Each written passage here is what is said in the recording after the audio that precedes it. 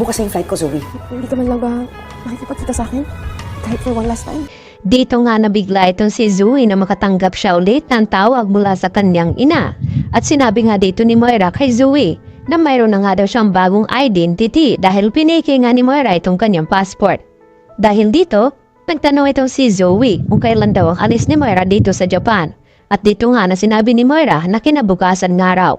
At nakiusap naman itong si Zoe na hindi ba daw si Moira makipagkita sa kanya kahit sa huling pagkakataon. At napaisip naman itong si Moira na gusto niya nga makita ang kanyang anak at gusto niyang isama ito sa pag-alis. Kaya ito na rin ang tamang pagkakataon. Nasundan siya dito ni Doc Lyndon Javier dahil sa narinig ni Doc Lyndon na magkausap nga itong si Moira at itong si Zoe. At ang gusto nga mangyari ni Zoe na hulihin nila itong si Moira at dahil sa tulong dito ni Doc Lyndon at makukumpirma nga ni Doc Lyndon Javier na piki nga itong passport na pinagawa ni Moira kaya hindi nga tuloy makaalis ng tuluyan itong si Moira sa kanyang kinaroroonan dahil haharangan naman ito nila RJ at nila ni Annalyn. Samantala, nalaman naman ngayon ni Giselle ang ginawa nga dito ni Doc Carlos Benitez na pinuntahan daw di umano ni Carlos itong kanilang saksi dito sa kaso dito ni Moira.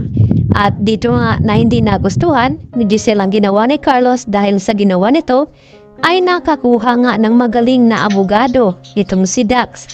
At yun ang ipinagtataka ni Giselle na kung paano daw nakakuha ng magaling na abogado itong si Dax na ito na wala nga itong access na kayamanan o pera na makukuha. Kaya dito naman na sinabi ni Carlos na wala naman daw masama kung pupuntahan niya ito at kausapin. Kaya dito na nga naghinala ng husto itong si Giselle na baka itong si Carlos may kinalaman din dito kay Dax dahil nga sa hindi ito nag-react itong si Doc Benitez sa ibinalita nga dito ni Giselle na itong si Moira ang nagutos upang pasukin nga ang kanyang bahay.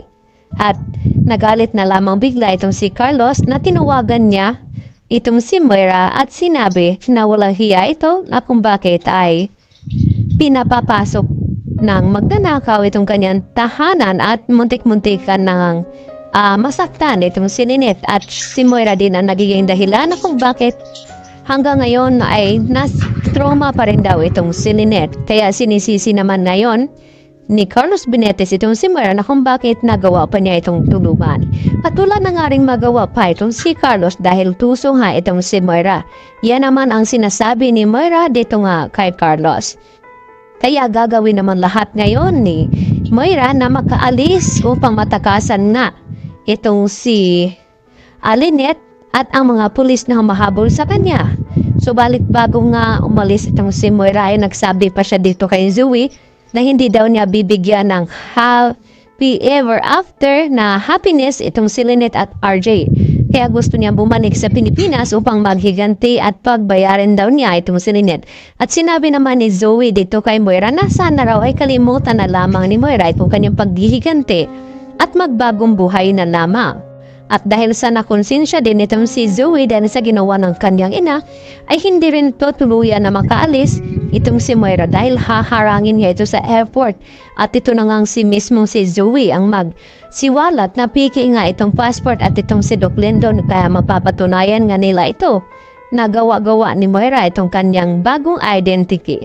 Iyan po ang ating pakatutukan sa tabangan mga kapuso. Dito lamang yan sa Abot Kamay na Pangarap.